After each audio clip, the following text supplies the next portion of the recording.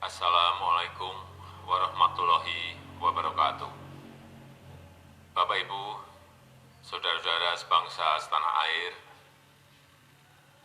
pagi tadi saya telah memimpin rapat terbatas secara virtual tentang Undang-Undang Cipta Kerja bersama jajaran pemerintah dan para gubernur.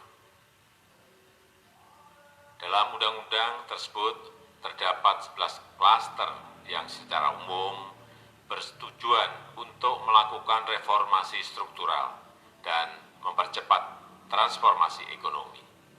Adapun klaster tersebut adalah urusan penyederhanaan perizinan, urusan persyaratan investasi, urusan ketenagakerjaan, urusan pengadaan lahan, urusan kemudahan berusaha, urusan dukungan riset dan inovasi, urusan administrasi pemerintahan, urusan pengenaan sanksi, urusan kemudahan pemberdayaan dan perlindungan UMKM, urusan investasi dan proyek pemerintah, serta urusan kawasan ekonomi.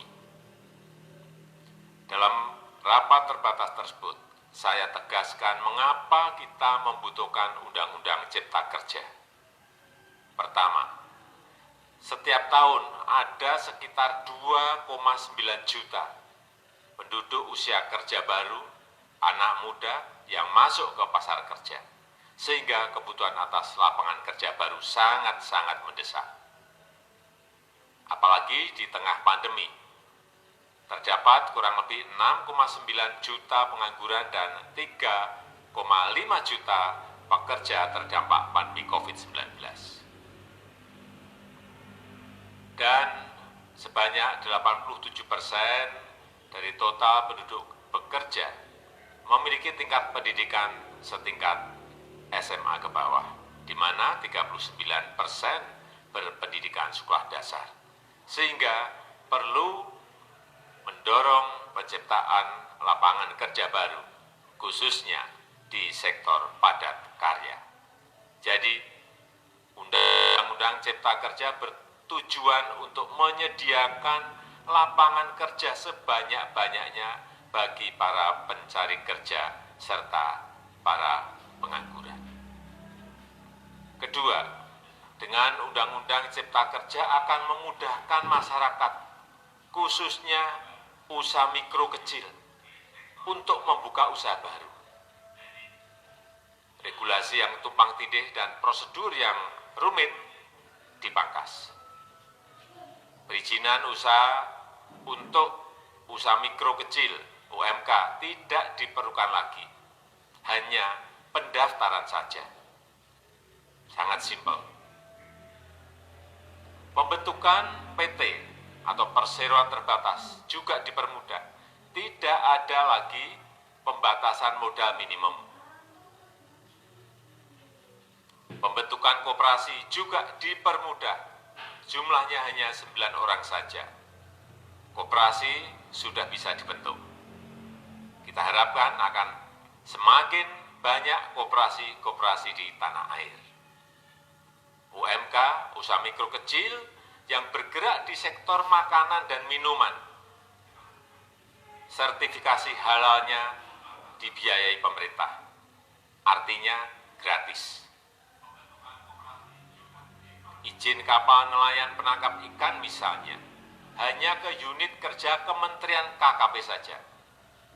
Kalau sebelumnya harus mengajukan ke Kementerian KKP, Kementerian Perhubungan, dan instansi-instansi yang lain, sekarang ini cukup dari unit di Kementerian KKP saja. Ketiga, Undang-Undang Cipta Kerja ini akan mendukung upaya pencegahan dan pemberantasan korupsi. Ini jelas karena dengan menyederhanakan, dengan memotong, dengan mengintegrasikan ke dalam sistem perizinan secara elektronik, maka pungutan liar, pungli, dapat dihilangkan.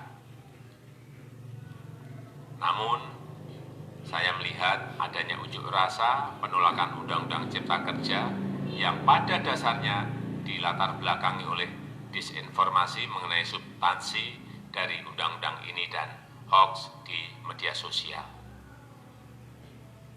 Saya ambil contoh, ada informasi yang menyebut tentang penghapusan UMP, upah minimum provinsi, UMK, upah minimum kota kabupaten, UMSP, upah minimum sektoral provinsi. Hal ini tidak benar, karena faktanya upah minimum regional, UMR, tetap ada. Ada juga yang menyebutkan bahwa upah minimum dihitung per jam. Ini juga tidak benar. Tidak ada perubahan dengan sistem yang sekarang. Upah bisa dihitung berdasarkan waktu dan berdasarkan hasil. Kemudian adanya kabar yang menyebutkan bahwa semua cuti sakit, cuti kawinan, cuti khitanan, cuti baptis, cuti kematian, cuti melahirkan dihapuskan dan tidak ada kompensasinya. Saya tegaskan juga ini tidak benar. Hak cuti tetap ada dan dijamin. Kemudian apakah perusahaan bisa mem-PHK kapanpun secara sepihak? Ini juga tidak benar. Yang benar, perusahaan tidak bisa mem-PHK secara sepihak. Kemudian juga pertanyaan mengenai benarkah jaminan sosial dan kesejahteraan lainnya hilang. Yang benar, jaminan sosial tetap ada. Yang juga sering diberitakan tidak benar adalah mengenai dihapusnya AMDA, analisis mengenai dampak lingkungan. Itu juga tidak benar. AMDA tetap ada. Bagi industri besar harus studi AMDA yang ketat. Tetapi bagi UMKM lebih ditekankan pada pendampingan dan pengawasan. Ada juga berita mengenai Undang-Undang Cipta Kerja ini mendorong komersialisasi pendidikan. Ini juga tidak benar. Karena yang diatur hanyalah pendidikan formal di kawasan ekonomi khusus, di KEK. Sedangkan perizinan pendidikan tidak diatur di dalam Undang-Undang Cipta Kerja ini. Apalagi perizinan untuk pendidikan di pondok pesantren. Itu tidak diatur sama sekali dalam Undang-Undang Cipta Kerja ini. Dan aturannya yang selama ini ada tetap berlaku. Kemudian diberitakan bahwa keberadaan bank tanah. Bank tanah ini diperlukan untuk menjamin kepentingan umum, kepentingan sosial, kepentingan pembangunan nasional, pemerataan ekonomi, dan konsolidasi lahan serta reforma agraria. Ini sangat penting untuk menjamin akses masyarakat terhadap kepemilikan tanah, kepemilikan lahan, dan kita selama ini tidak memiliki bank tanah. Saya tegaskan juga bahwa Undang-Undang Cipta Kerja ini tidak melakukan resentralisasi kewenangan dari pemerintah daerah ke pemerintah pusat. Tidak ada. Perizinan berusaha dan pengawasannya tetap dilakukan oleh pemerintah daerah sesuai dengan NSPK, norma, standar, prosedur, dan kriteria yang ditetapkan pemerintah pusat. Ini agar dapat tercipta standar pelayanan yang baik di seluruh daerah, dan penetapan NSPK ini nanti akan diatur di dalam PP atau peraturan pemerintah. Selain itu, kewenangan perizinan untuk non-perizinan berusaha tetap ada di Pemda, sehingga tidak ada perubahan.